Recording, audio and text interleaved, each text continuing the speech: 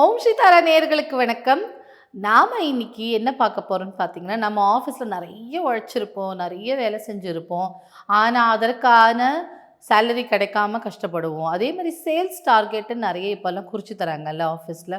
இந்த சேல்ஸ் டார்கெட்டை அச்சீவ் பண்ண முடியாமல் நம்மளுக்கு கிடைக்கக்கூடிய இன்சென்டிவ்ஸ் கிடைக்காம ரொம்ப கஷ்டப்பட்டிருப்போம் இல்லையா? அந்த மாதிரியான சுச்சுவேஷனில் இருந்தாலும் சரிதான், நீங்கள் வந்து ஒரு ஹையர் பொசிஷனுக்கு போகணும் உங்கள் ஆஃபீஸில்.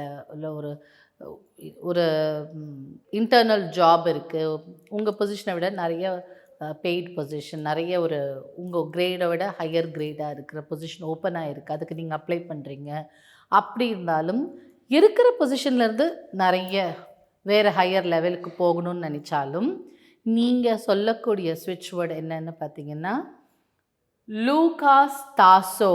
கீழே உங்களுக்கு கேப்ஷனில் கொடுக்க சொல்லியிருக்கேன். ஏன்னா நிறைய பேர் வந்து போர்டில் படிச்சுன்னு தெரியலன்னு சொல்லியிருக்கீங்க, கேப்ஷன்லேயும் கொடுப்பாங்க.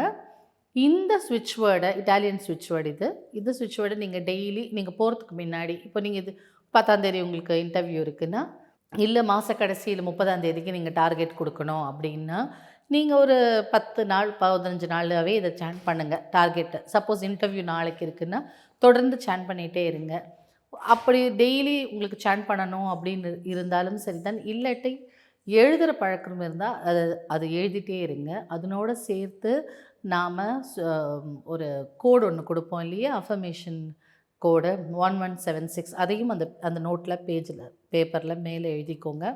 1176ன்னு லூகாஸ் தாசோ, லூகாஸ் தாசோ, லூகாஸ் தாசோன்னு நம்ம சேன் பண்ணிகிட்டே இருந்தாலே போதும். நம்ம இருக்கிற பொசிஷன்லேருந்து ஒரு ஹையர் கிரேடுக்கு போவோம். அதே மாதிரி சேல்ஸ் டார்கெட் ஏதாவது நம்ம கம்பெனியில் நம்ம ஜாபில் இருந்ததுன்னா அதுவும் அச்சீவ் பண்ணுவோம்.